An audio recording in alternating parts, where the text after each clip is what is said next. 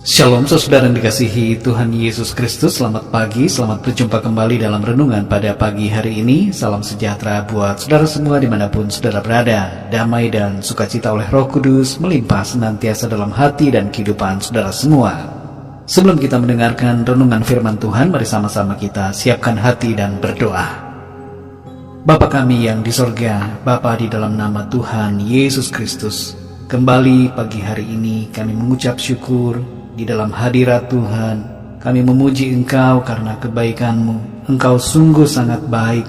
Dan kalau pagi hari ini kembali kami ada, itu semua karena kemurahan-Mu, karena anugerah-Mu. Saat ini Tuhan, kami mau mendengarkan sabda kebenaran firman-Mu. Berbicaralah kepada setiap kami, urapi kami Tuhan. Berikan kami pengertian untuk kami semakin mengenal Tuhan dan memahami akan firman-Mu. Terima kasih Tuhan. Dalam nama Tuhan Yesus kami berdoa. Haleluya. Amin. Saudara yang dikasihi Tuhan, ayat renungan kita pada saat ini terdapat dalam kitab Keluaran pasal 14 ayat 21 sampai 22. Tertulis demikian. Lalu Musa mengulurkan tangannya ke atas laut, dan semalam-malaman itu Tuhan menguakkan air laut dengan perantaraan angin timur yang keras, membuat laut itu menjadi tanah kering, maka terbelahlah air itu. Demikianlah orang Israel berjalan dari tengah-tengah laut di tempat kering, sedang di kiri dan di kanan mereka air itu sebagai tembok bagi mereka. Saudara yang dikasihi Tuhan, terbelahnya air laut Teberau merupakan sebuah mujizat yang dapat disebut sebagai satu-satunya mujizat unik yang pernah terjadi secara luar biasa. Hal ini berbeda dengan mujizat terputusnya aliran sungai Yordan yang dilakukan Tuhan saat Yosua memimpin orang Israel menyeberang masuk ke tanah perjanjian. Sebelum peristiwa ini terjadi, tentara Mesir mengejar bangsa Israel yang saat itu sedang berada di tepi laut. Bagi bangsa Israel, momen tersebut merupakan saat di mana tidak ada jalan sama sekali, karena di belakang mereka ada tentara Mesir, dan di hadapan mereka ada lautan yang luas. Masalah yang mereka hadapi double, dan yang nampak hanyalah jalan buntu.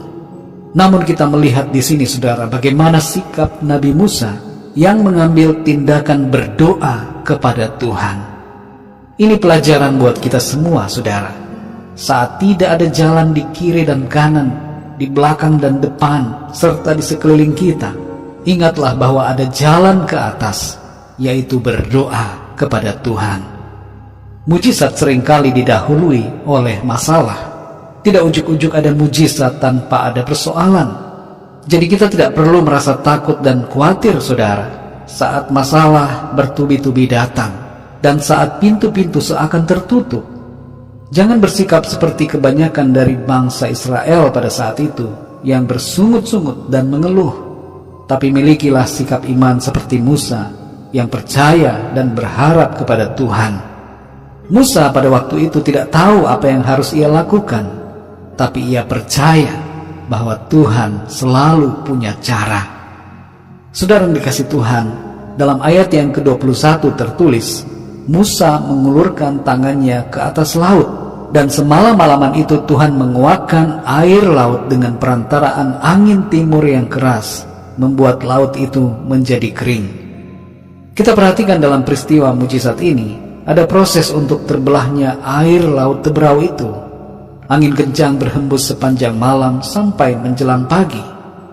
Angin keras ini saudara untuk sesaat menambah kebingungan dan nampak sebagai masalah yang baru. Air laut yang bergelombang dengan ombaknya yang tinggi karena angin keras itu menimbulkan kekhawatiran dan ketakutan tersendiri. Tapi kita belajar di sini saudara untuk cermat melihat keadaan. Ketika mujizat Tuhan itu sedang datang, terkadang ada gejolak yang terjadi dalam kehidupan kita. Saat mujizat itu sedang datang, kadangkala ada perkara yang nampaknya seperti masalah yang baru, tapi sebenarnya itu adalah solusi yang Tuhan sedang kerjakan agar kita mengalami mujizatnya. Sama prinsipnya dengan hal ini saudara. Kita lihat dalam Yohanes 9 ayat yang ke-6 dan ke-7. Di situ tertulis suatu bagian kisah penyembuhan Tuhan Yesus pada seorang yang buta. Tuhan Yesus mengaduk ludahnya dengan tanah dan mengoleskannya pada mata orang buta itu, lalu menyuruhnya membasuh dirinya di kolam Siloam. Reaksi spontan dari orang buta ini bisa saja menjadi kesal karena ada masalah baru padanya yang mengharuskannya untuk membasuh diri dengan berjalan kaki, padahal ia tidak bisa melihat jalanan. Tapi orang buta ini tidak bereaksi demikian. Ia meresponi dengan benar apa yang menjadi kehendak Tuhan. Ia tidak terganggu dengan persoalan, namun ia percaya bahwa mujizat sedang ia terima. Dalam Mazmur 112 ayat 4 bagian A, di situ dikatakan, di dalam gelap terbit terang bagi orang benar. Mari pahami ini, saudara. Saat ada masalah, saat keadaan tidak seperti yang kita duga, percayalah tetap pada pimpinan dan kuasa Tuhan. Percayalah bahwa bagi Tuhan tidak ada yang mustahil. Dan percayalah bahwa mujizat Tuhan sedang datang dan akan terjadi dengan nyata dalam kehidupan kita. Ada pelangi sehabis hujan, ada mujizat sehabis persoalan. Dalam Markus 11 ayat 24 tertulis, karena itu aku berkata kepadamu, apa saja yang kamu minta dan doakan, percayalah bahwa kamu telah menerimanya, maka hal itu akan diberikan kepadamu. Mari kita berdoa, saudara. Kami mengucap syukur kepadamu ya Bapa, oleh karena firman-Mu yang memberikan kami kekuatan, membangkitkan iman kami, dan memberikan sukacita bagi kami semua yang mendengarkan firman-Mu saat ini. Ada janji yang pasti dalam firman-Mu bahwa Engkau mendengar dan menjawab setiap doa kami. Kami percaya mujizat sedang terjadi dalam hidup kami. Mujizat dari Tuhan sedang datang dan sedang kami terima. Ajar kami Tuhan untuk melihat setiap situasi dan meresponinya dengan benar. Ketika ada masalah, ada persoalan, kami tidak mau khawatir, takut atau cemas, tapi kami mau tetap percaya dan senantiasa berharap kepadamu. Engkau selalu punya cara untuk melakukan mujizat-Mu dalam kehidupan kami. Dan kami sadari Tuhan, persoalan tidak menghambat mujizat-Mu terjadi. Justru mujizat-Mu kami alami ketika ada persoalan, ada masalah, ada pergumulan dalam hidup kami. Dan kemuliaan-Mu dinyatakan dalam kehidupan kami saat kami percaya dan berharap serta menantikan Tuhan. Terima kasih Tuhan untuk firman-Mu. Kami imani mujizat Tuhan terjadi dalam kehidupan kami. Pimpin kami Tuhan di sepanjang hari ini dalam segala aktivitas kami. Biarlah semua yang kami kerjakan dan lakukan menyenangkan hati Tuhan. Berkatilah setiap dari kami yang saat ini sedang dalam masalah, persoalan, sakit penyakit. Jamah ya Tuhan, berikan jalan keluar, berikan pertolongan dan kesembuhan serta kesehatan yang sempurna. Terima kasih Bapa di surga. Kami percaya sepanjang hari ini kami melangkah dalam kemenangan karena pimpinan dan penyertaan Tuhan. Terpujilah nama-Mu ya Tuhan, dalam nama-Mu yang kudus, nama Tuhan Yesus Kristus, Tuhan dan Juru Selamat kami berdoa dan mengucap syukur. Haleluya.